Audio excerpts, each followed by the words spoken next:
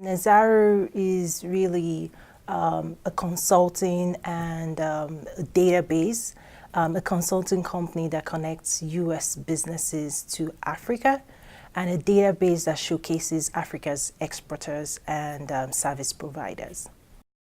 3 years ago, I used to work for Walmart, and 3 years ago, I traveled back to Nigeria, and coming back to Bentonville, I really had this urgent need to connect Africa back to the global trade, because within the global trade conversation, it became clear to me that the continent was kind of missing.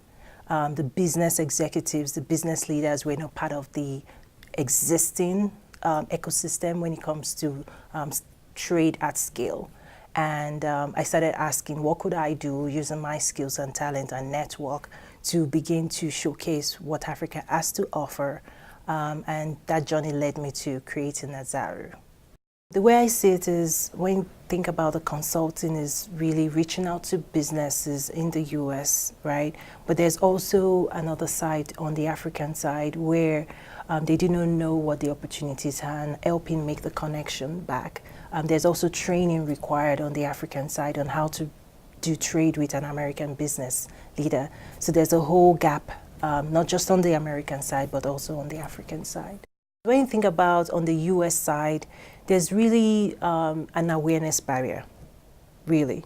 Because if you look, if I were to pick 10 Americans off the street and ask them, Africa, what comes to your mind? People would say war, famine, and disease.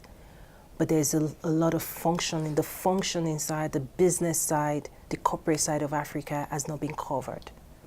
So we want to talk about that to say, you know, there's already a growing middle class.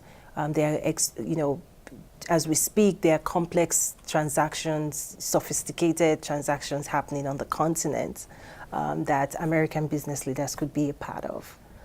So, you know, that's a conversation we want to have within the U.S. corporate environment.